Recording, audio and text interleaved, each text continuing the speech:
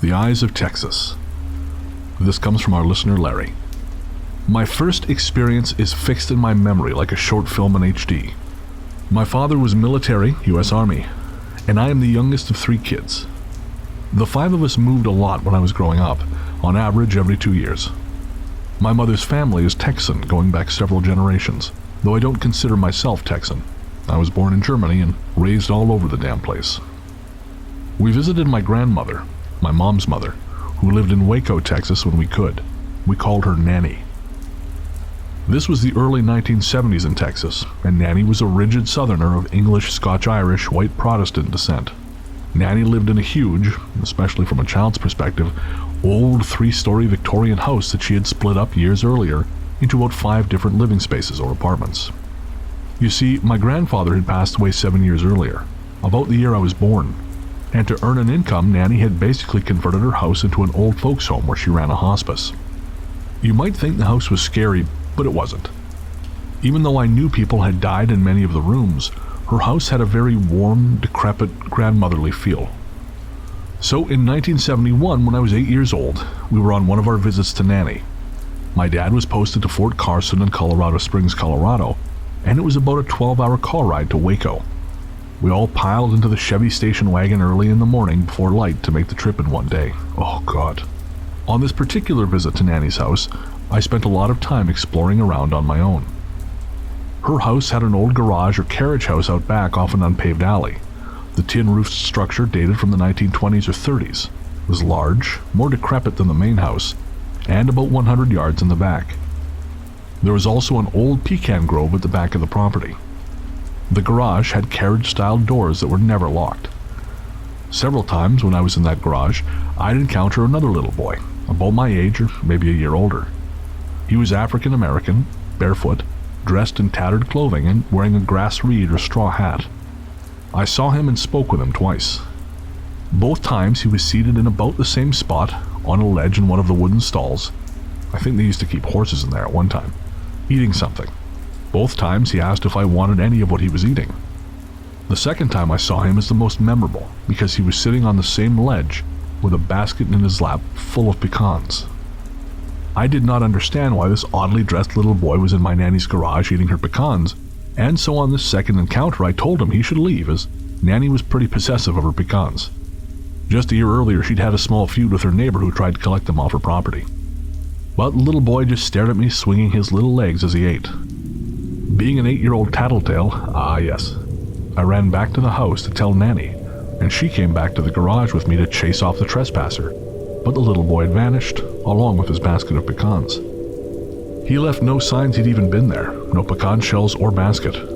No one else but me had ever seen him. I never saw him again, though I did look for him during that week visit and subsequent Nanny visits. I played with a few of the neighborhood kids my age who were also African American, and had no idea who the oddly addressed little boy I met in Nanny's garage was. I didn't think much of it until years later. This little boy was always barefoot, wearing tattered clothes, almost like a character from Huck Finn. I never made this connection until later in grade school reading Mark Twain and seeing drawings of how folks dressed in those days. The fact that Nanny knew everyone in the neighborhood and had never spotted this kid herself has me thinking to this day that he may have been a ghost. It's the only way I can explain his look, the strange way he interacted with me, and the fact that no one else knew who or what I was talking about when I mentioned him. Nanny thought I'd made him up. My own mother knew I was her grounded little engineer that didn't make up imaginary friends, but we let it go. Curfew. Even though I've always tried to be someone who pays little attention to the paranormal, growing up in the Guyanese countryside made that tough. During my childhood, certain times of the year meant we had to finish our outside business by 5 p.m. because our grandmother told us the roads belonged to creatures from other places. Some were spirits, she would say, others were something else entirely. During those times, whatever we were doing, grandmother would call us home, and we would have to line up outside our house so she could count us off. One by one, we'd be sent inside for the rest of the evening.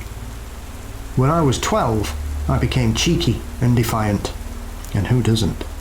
Deciding that this was all silliness that was meant only to control us. My genius plan was to sneak away after being counted so I could keep playing under the monkey apple tree in our yard.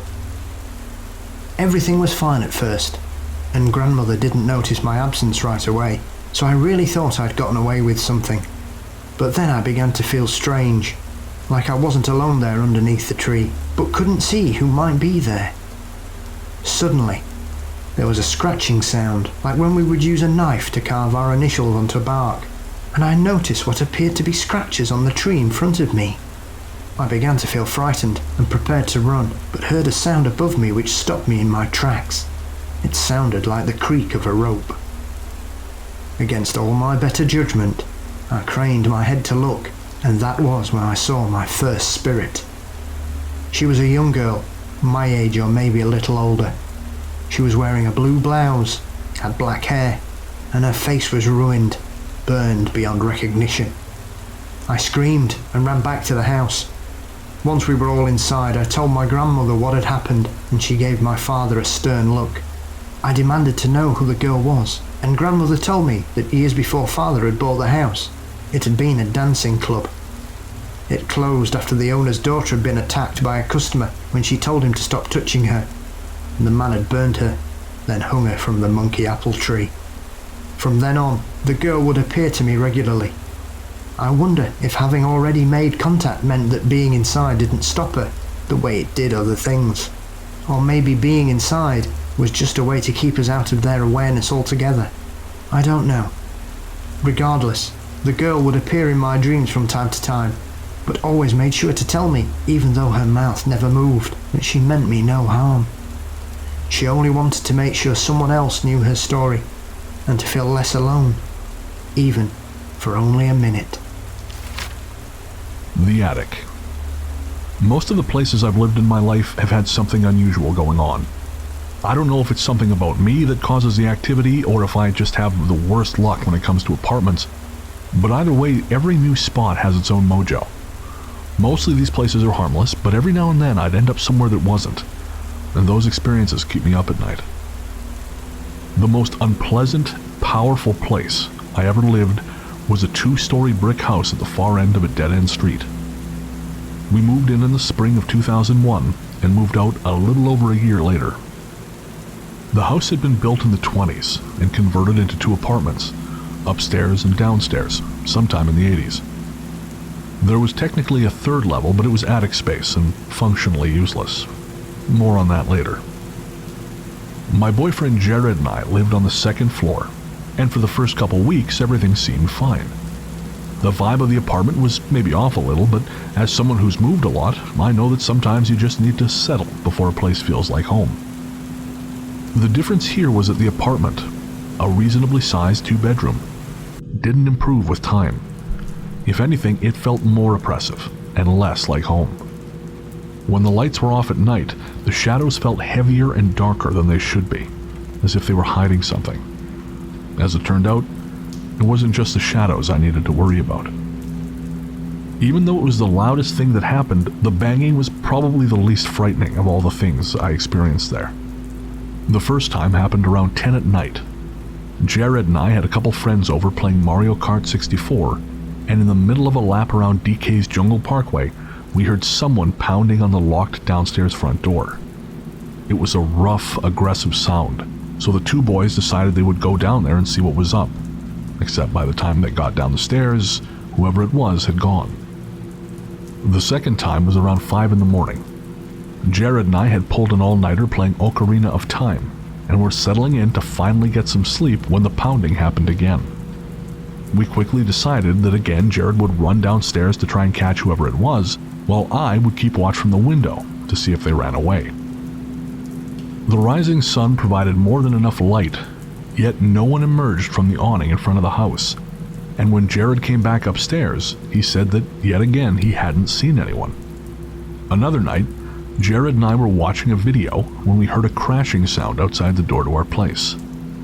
When he tried to open the door to check it out, it wouldn't budge no matter what he did, and finally he had to use the back stairs to get out.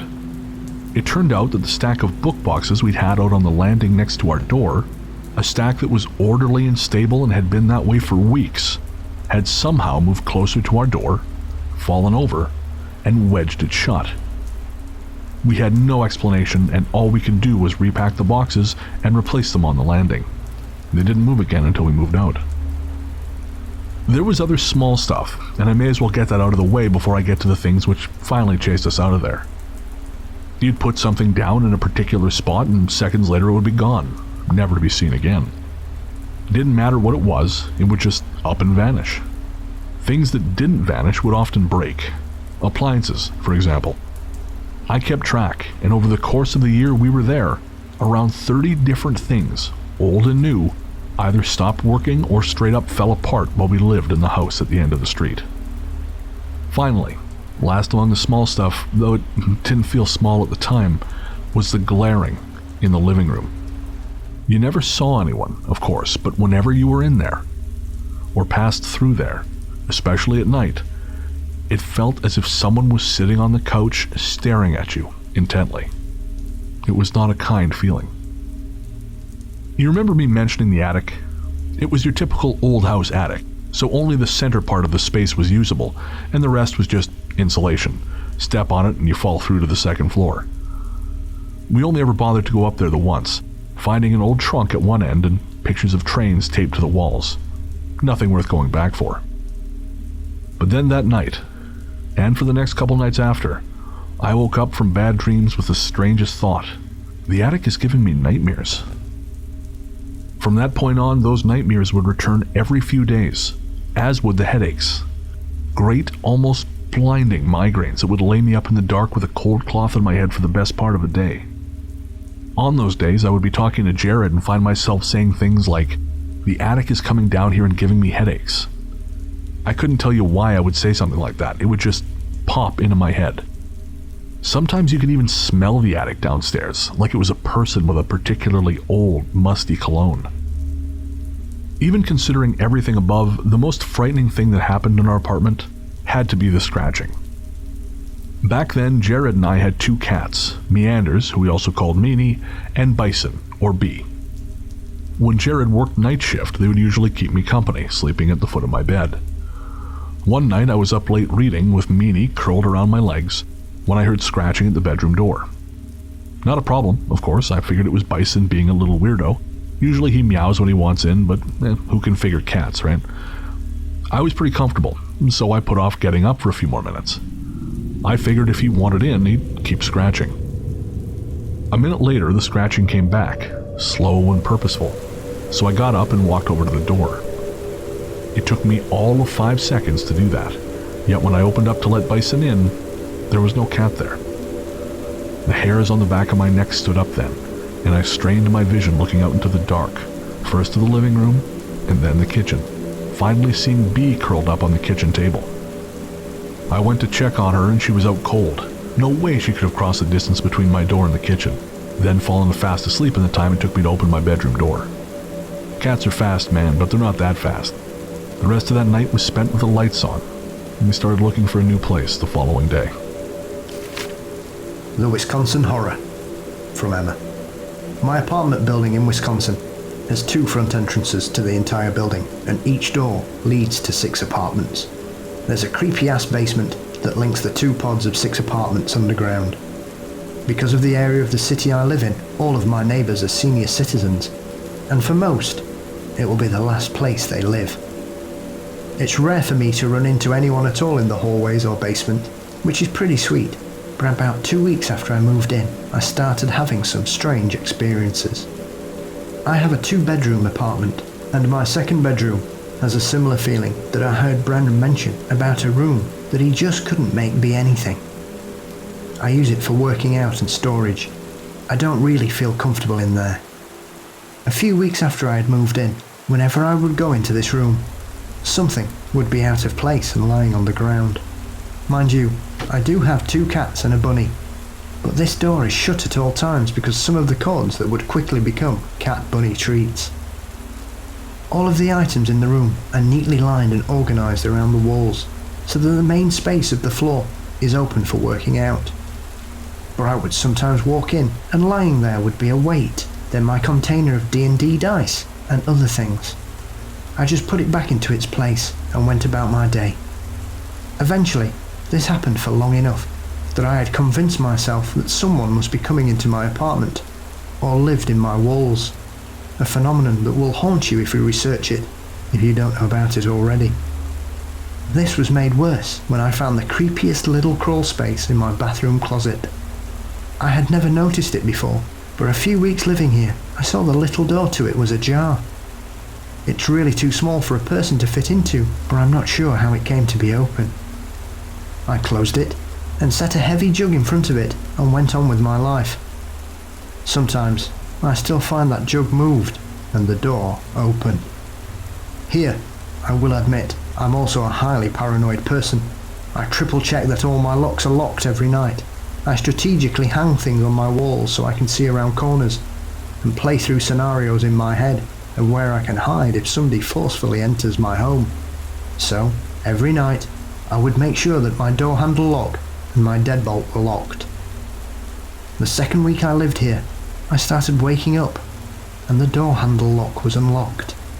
At first, I decided I had forgotten to lock it. After the third morning to find it unlocked, I literally made a checklist to check off that I had locked both of the locks on my front door. But still, I woke up to find it unlocked. Feeling like I was just being toyed with, I just couldn't sleep. The next night, I stayed up late watching some anime, and about 2:30 AM, started to hear my front doorknob turning. My door shook naturally with the movement. I jumped off the couch. The turning continued, turning faster, and then I heard a pop. The door handle lock popped into the unlocked position. I crept to my kitchen to get a knife, and then back to my front door. I stayed behind a corner so I wouldn't make any shadows.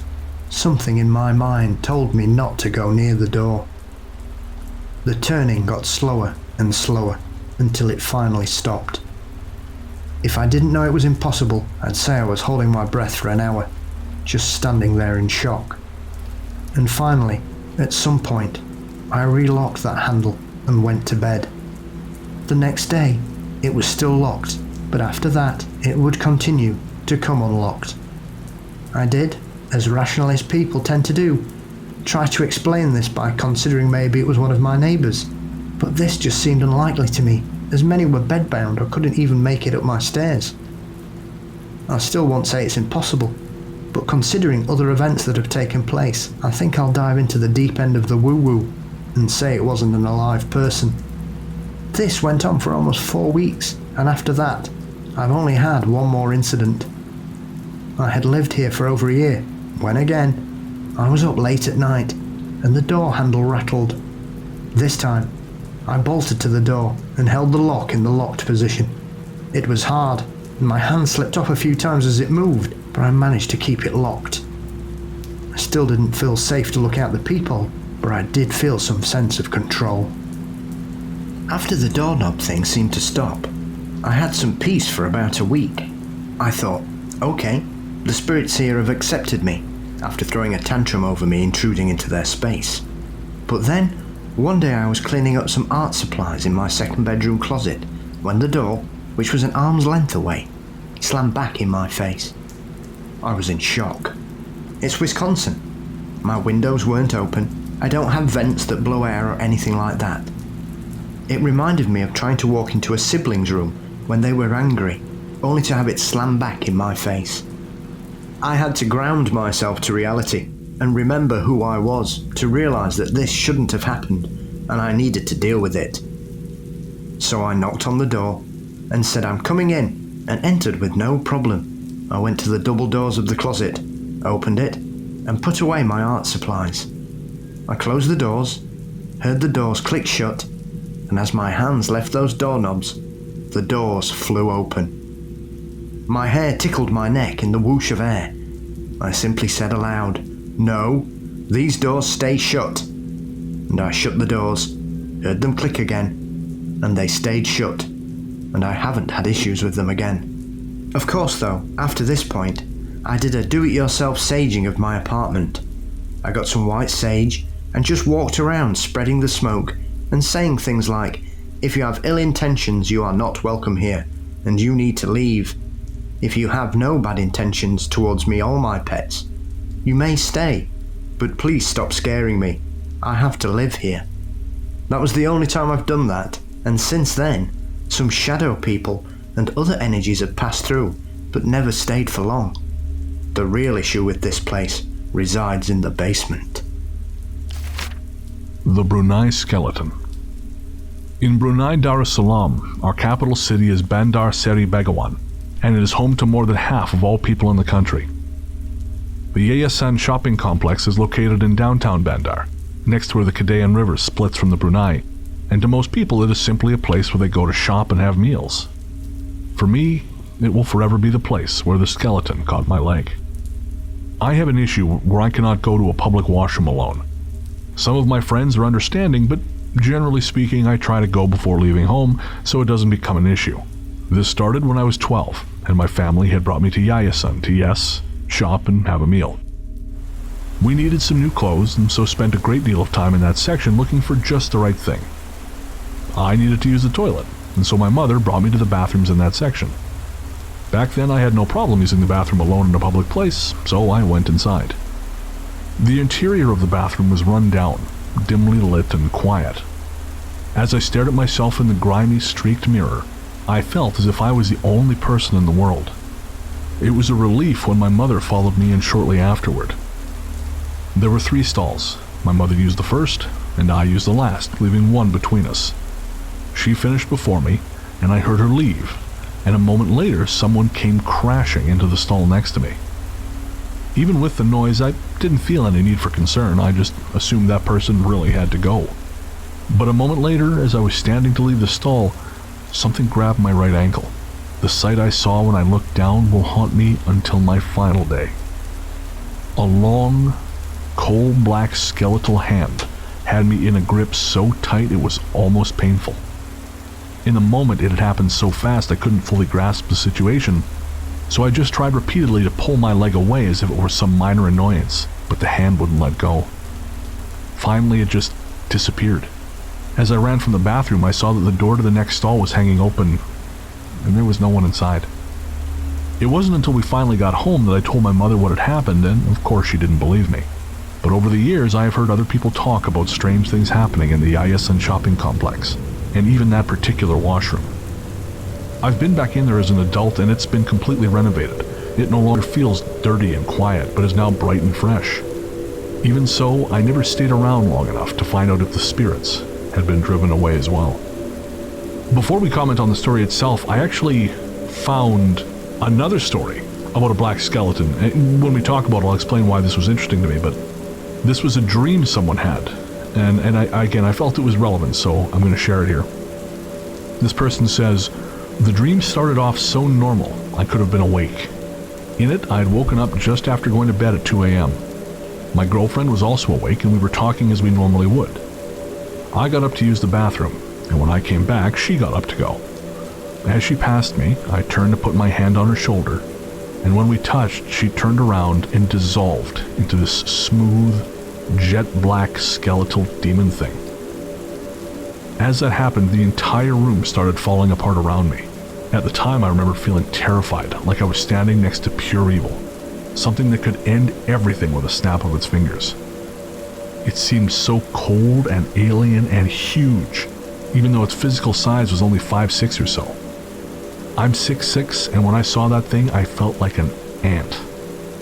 I woke up and went to wake up my sleeping girlfriend because I needed to speak to someone, and instead of her, it was the thing again. I was still dreaming. Finally, I actually woke up into the real world, screaming my head off, waking my girlfriend up. Far, far away.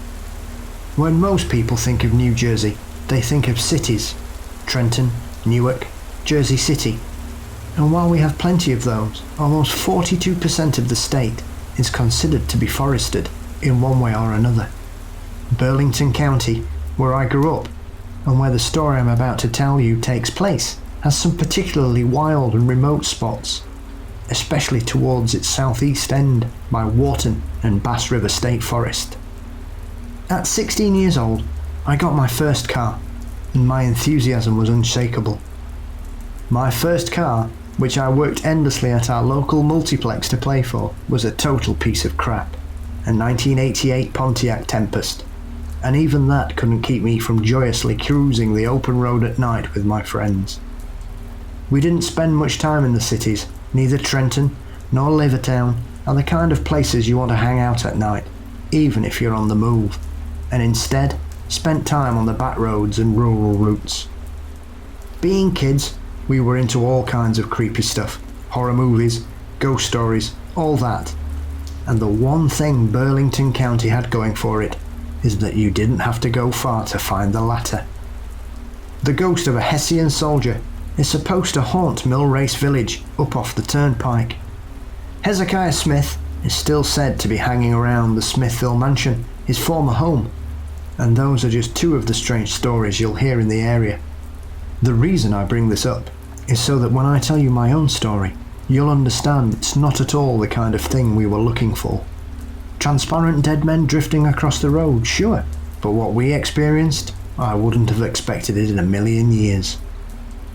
Among our regular roads was Rural Route 539, which runs from New Canton down to Tuckerton, passing through parts of the Bass River Forest.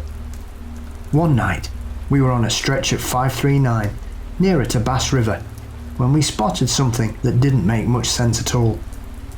As I've mentioned, that's all rural road, and there's not much in the way of development out there, which means there's very little artificial light. At most, you'll catch a porch light from one of the few houses dispersed out there.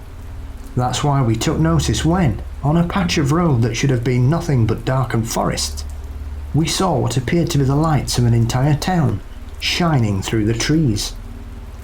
The lights were set far back into the wood, like the town was still some distance away, but even at a distance, we should have noticed this town at some point before. We considered going to check out which town it was, but there was no obvious way to get there, and it was coming up close on curfew, so the four of us agreed to come back the next night before the sun set. This way, we figured, we would be able to get a good look at the town and figure out which one it was. The next night I rounded up the others and we sped south to find our little Brigadoon. Back then, there was no Google Maps and we didn't have GPS, so we couldn't pinpoint exactly where we had been the night before, but we had a rough idea based on mileage. In the fading daylight, where that town had been the night before, there appeared to be only trees. In case we had screwed up the location, we spent the rest of the night, and many others, driving back and forth up 539, looking in vain. We only saw it once more, on one of our last rides before adulthood came crashing down and I enlisted in the military. On the same stretch of 539, we'd by now driven hundreds of times, enough that we'd almost forgotten about the place completely.